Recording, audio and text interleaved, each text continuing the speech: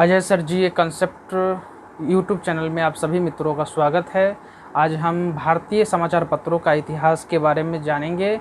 इस वीडियो के देखने के बाद आपके समाचार पत्रों से, जो भारतीय समाचार पत्रों से प्रश्न आते हैं, एसएससी एग्ज़ाम हो, बीपीएससी एग्ज़ाम हो, सीडीपीओ या अन्य एग्ज़ाम में जो जीके के प्रश्न आते हैं, उससे ये सारे प्रश्न लड़ेंगे आएंगे प्रश्न, और बहुत ही महत्वपूर्ण प्रश्नों की ये श्रृंखला है। आप इसे देखें, अंत तक ज़रूर देखें, तभी कुछ सीख पाएंगे।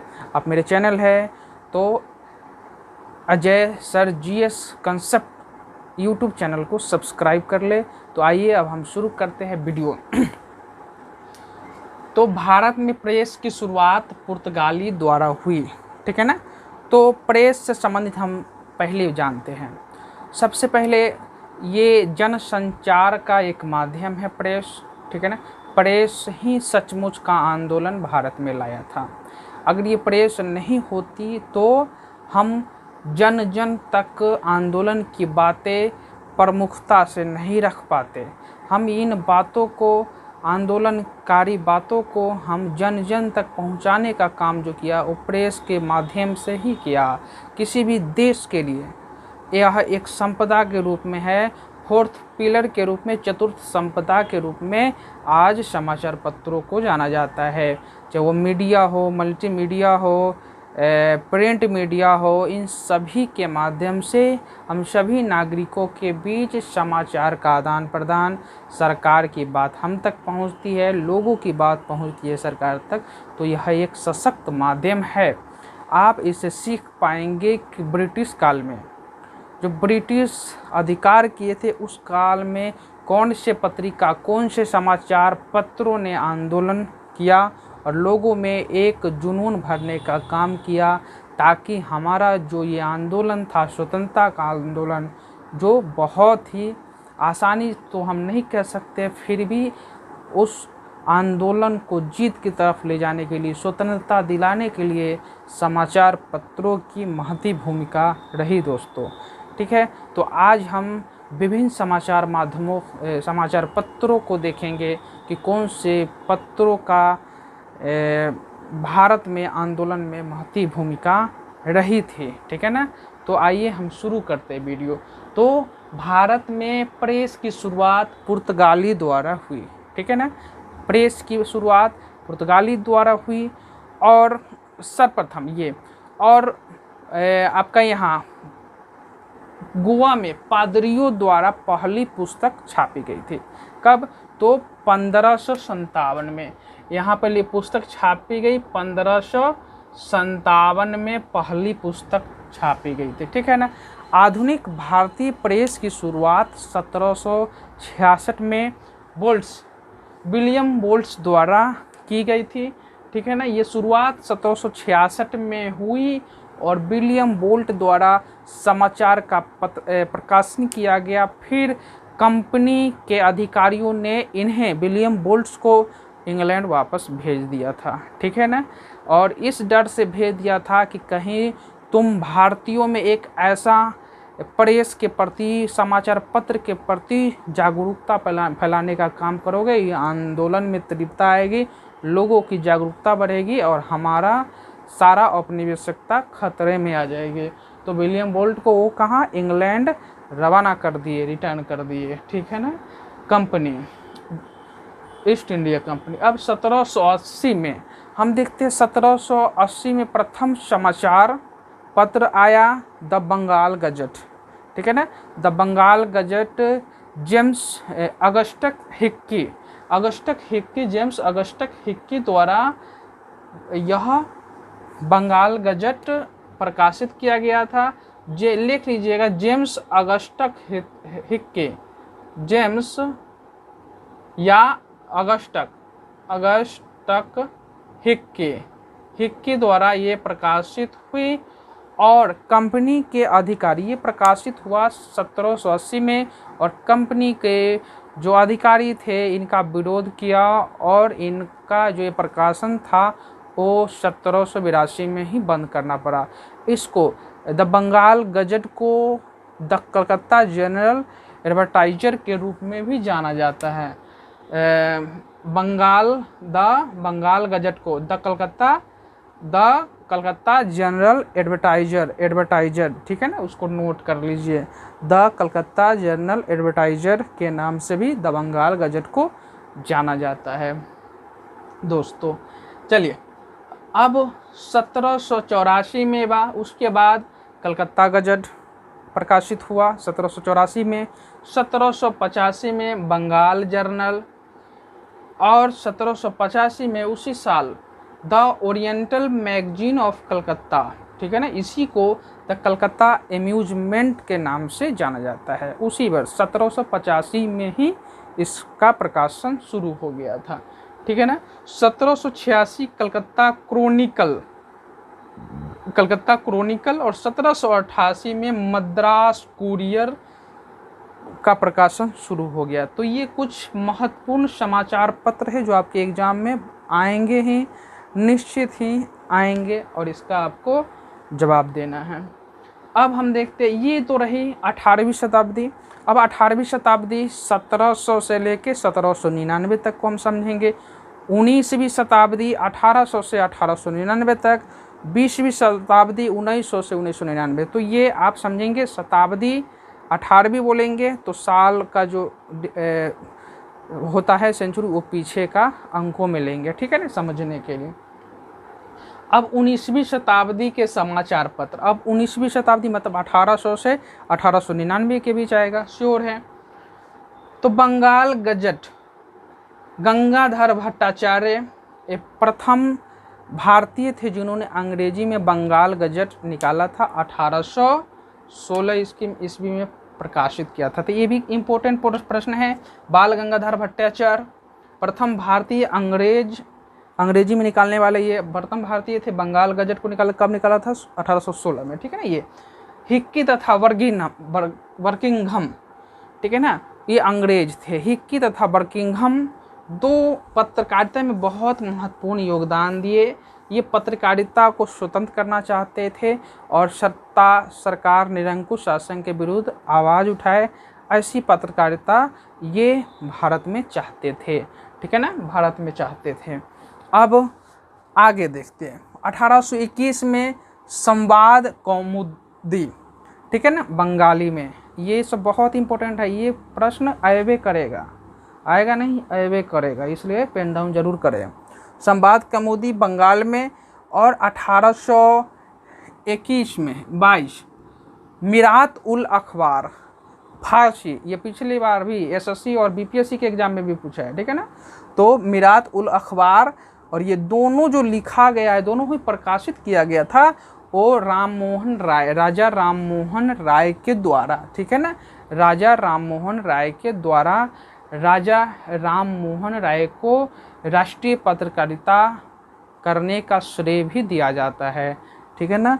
और राजा की उपाधि हमने जब मुगल साम्राज्य का पतन पढ़ाया था तो उसमें इसकी हम चर्चा किए थे, ठीक है ना, पूरा स्टेप बाय स्टेप। आपने अगर वो वीडियो नहीं देखा है तो मेरा प्लेलिस्ट में जाके वो वीडियो आप अवश्य देखें और सीखें, ठीक है ना। नए हैं सब्सक्राइब भी कर ले ताकि मेरा आने वाला नोटिफिकेशन वीडियो का मिलता रहेगा।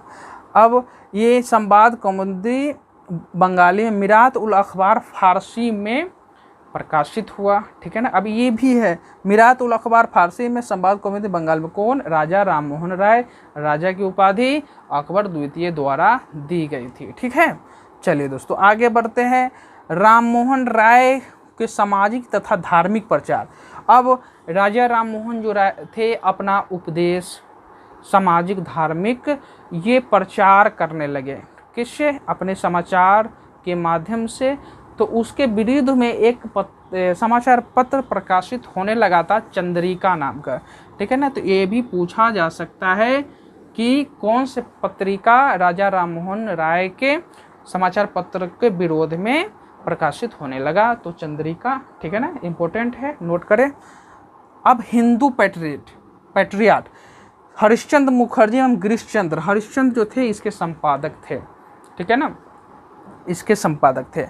अब हिंदू पैट्रियाट, इसकी भी बहुत ही महत्वपूर्ण भूमिका जो 1860 में आपको देखने को मिलता है जब नील विद्रोह हुआ था तब, ठीक है ना। इसमें बहुत ही अहम भूमिका हरिश्चंद्र मुखर्जी की समाचार पत्रों को ये छापने का काम किया था और किसानों के बीच बांटने का, आम जन को जागरूक करने का और नील विद्रोह को और ज़्यादा जागरूक और ज़्यादा सशक्त बनाने का काम ये पत्रिका ने किया। बहुत ही महत्वपूर्ण भूमिका इन्होंने निभाई थी।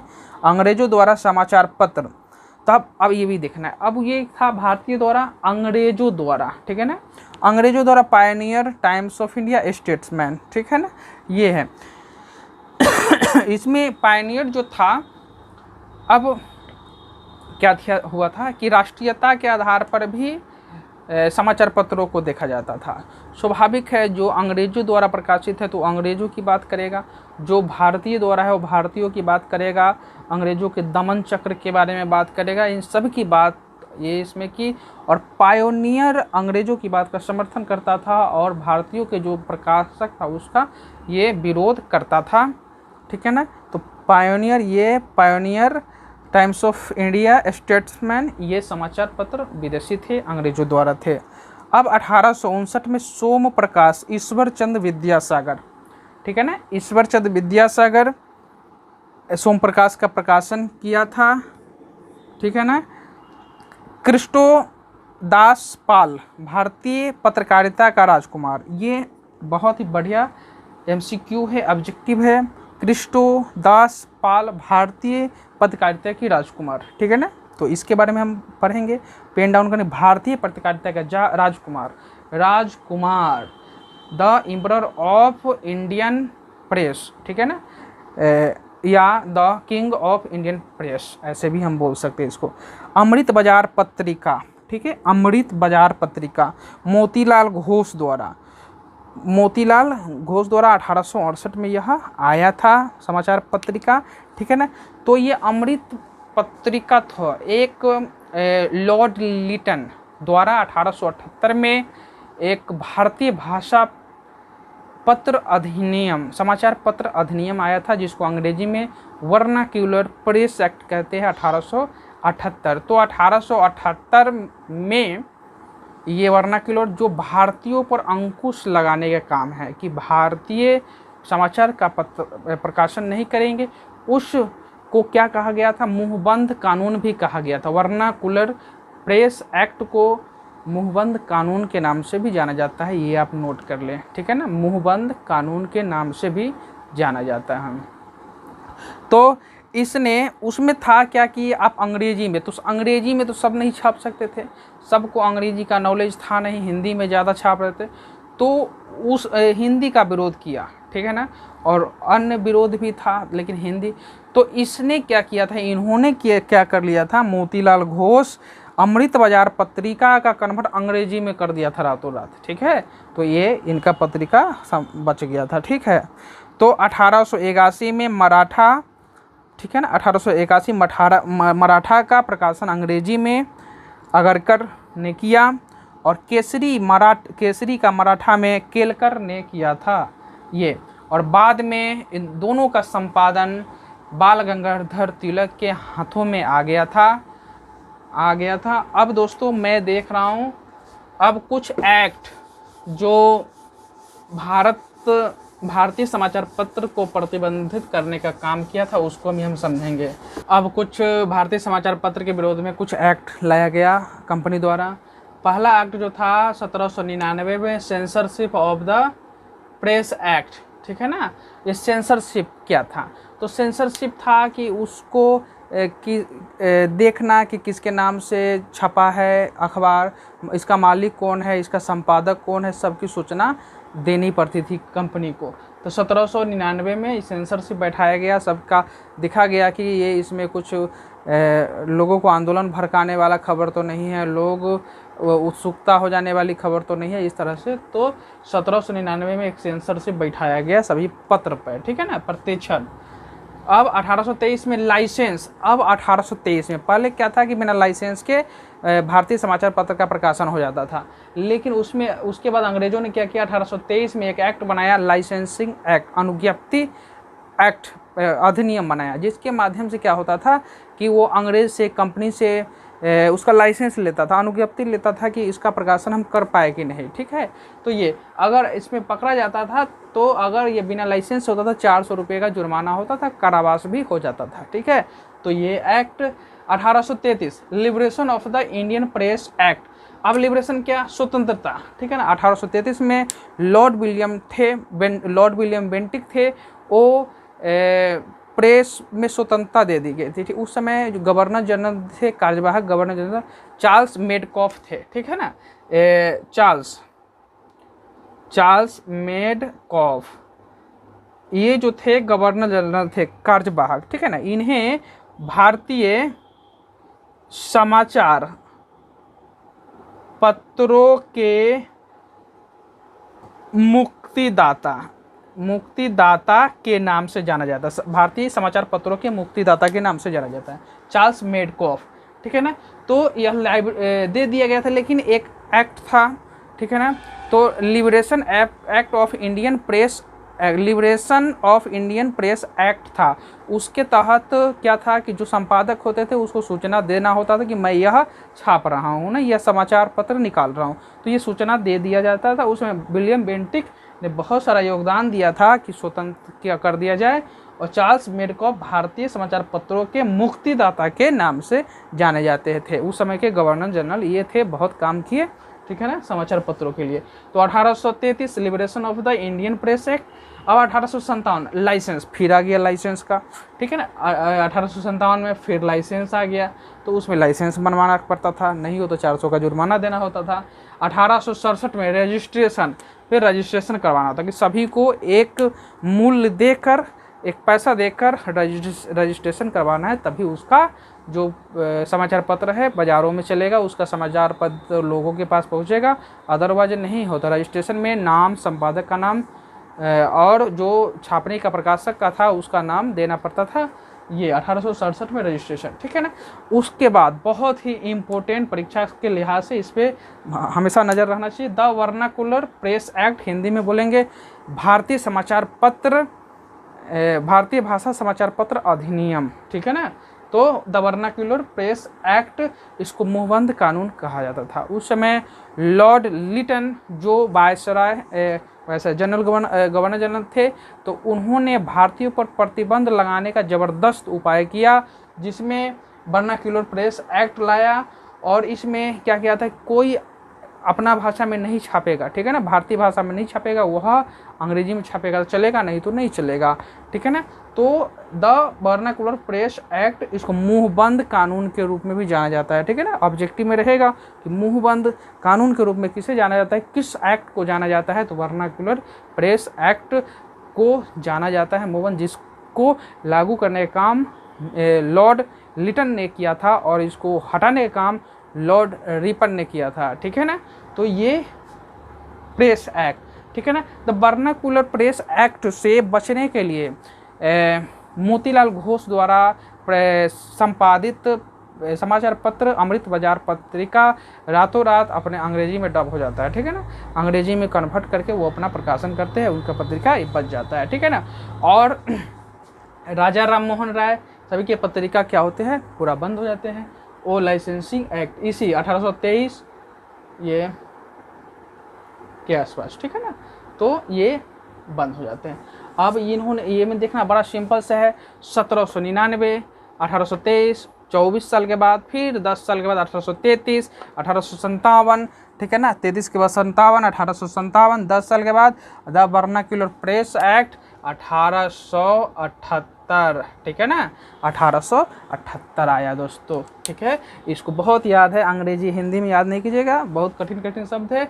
अंग्रेजी में 1799, 1823, 1833, 1857, 1867, 1878 और उसके बाद भी 1808, 1810, 31 इस तरह से है। तो जो इम्पोर्टेंट है मैंने उसमें सारा चीज़ आपको समाहित कर दिया था, इससे ज़्यादा पढ़ने की आवश्यकता नहीं है, बिल्कुल नहीं है दोस्तों। अब सम इम्पोर्टेंट न्यूज़पेपर, अब कुछ अन्य न्यूज़पेपर। अब 1919 में यंग इंडिया का प्रकाशन किया था महात्मा गांधी ने। ठीक है ना, हरिजन का 1932-33 के आसपास, इसमें कन्फ्यूजन तो नहीं होनी चाहिए कि कोई किताब में 1932 भी दिया हुआ है, 33 भी, तो ऑप्शन में रहेगा अगर 33 नहीं रहे 32 तो 32 को भी आप छू के आइएगा, निश्चित छू के आइएगा, ठीक है ना। इससे क्वेश्चन आता ही है हर एग्जाम में, चाहे आप एसएससी के बैठे, जीएस जीके कुछ भी के रूप में आए, बैंकिंग में आए, सभी में ये आता है। 1912 में अल हिलाल, अब ये उर्दू पत्रकारिता के क्षेत्र में आ गया। अल हिलाल ये पूछता है, इम्पोर्टेंट है। तो 1912 में प्रकाशित हुआ अबुल कलाम आज़ाद द्वारा, और अबुल कलाम आज़ाद को प्रथम शिक्षा मंत्री है, ठीक है ना। ये अधिकांश बच्चे फंस जाते, प्रथम शिक्षा मंत्री कौन थे, तो अबुल कलाम आज़ाद साहब थे, अबुल कलाम आज़ाद। 1913 में अल बिलाग लिखा, 1912 में अल हिलाल, 1912 में 13 में अल बिलाग, ठीक है ना, अल बिलाग, ये बिलाग है। अब कमरेड अंग्रेजी में मोहम्मद अली ने लिखा, हमदर्द उर्दू में कमरेड मोहम्मद अली। 1919 में इंडिपेंडेंस मोतीलाल नेहरू, जवाहरलाल नेहरू के पिताजी, ठीक है ना। तो 1919 में इस तरह कुछ समाचार पत्रों का इतिहास से प्रश्न आए जो बहुत ही इम्पोर्टेंट आपके एग्जाम में है। आप इसकी तैयारी करके निश्चित रूप से जाए, सफलता को सुनिश्चित करें। हमारे चैनल को भी, अब ये चैनल स्टडीज 1 के नाम से नहीं, अजय सर जीएस कॉन्सेप्ट के नाम से चलेगा। आप हमारे चैनल को सब्सक्राइब करें, लाइक करें, शेयर करें। धन्यवाद।